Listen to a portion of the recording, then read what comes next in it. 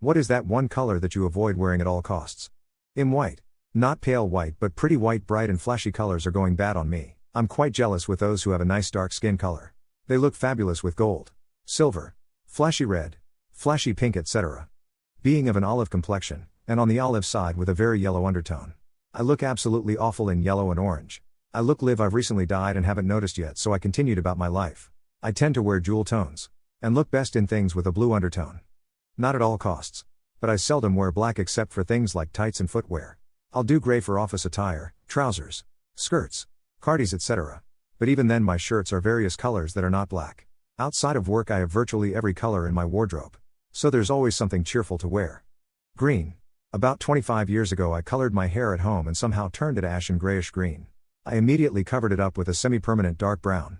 But discovered that wearing green brought out the green in it. So I removed green from my wardrobe as I went through the long arduous process of growing out and cutting off the bad color job. It took about 2 years. And I just got so used to not wearing green that I just never really added it back into my wardrobe. For some reason a primary red. It's too much for me and I feel like it overpowers me. I just become red in it. Red makeup. Red nails. Even hair. All good. Red dress? No. Burgundy or burnt/dark reds. Desaturated. Pastel and pinks. All awesome. Primary summer red? Makes me look like a haunted ghost child in her mom's makeup. It's icky lol. They feel like obesity is more a problem of low self-control than some biological issue? Mine is. I feel like that narrative is the same as telling a kid with ADHD just to sit still and concentrate. Of course it is. There definitely are people with glandular problems who may have a hard time with their weight. But for the most part, it's lack of self-control and eating foods with little to no nutritional value. I think poor impulse control can be a factor along with genetics. Being taught bad habits growing up and mental illness. Who says the poor self-control isn't a biological imperative? For the most part it's natural to stock up on food when one can. It depends. Some people genetically have really slow metabolisms. While most people can lose weight eating 1800 calories a day, some people need to eat 1400 or even less to see the same results. I've met people who were fat because they ate entire pizzas by themselves. And I've met people that eat right and go to the gym and are still plus-sized. Plus, there are the issues of medications making you gain weight, cortisol issues, and thyroid issues. Is sleeping with a baby blanket at 17 embarrassing? Nah, you good. Treasure it. Only if you let it embarrass you. Sleep is important. So keep doing whatever works. Only if you let it embarrass you, there is no innate embarrassing factor to it. I sleep with a plethora of plushies every night at 41 years. Oh. And if someone finds that embarrassing to say something, they are welcome to get out of my life. I'm 26 and nap with a Kirby pillow and a manatee plush. You're all good as far as I'm concerned. I'm 42, sometimes I fall asleep holding a stuffed Mickey. You're good. Nah, do whatever you want.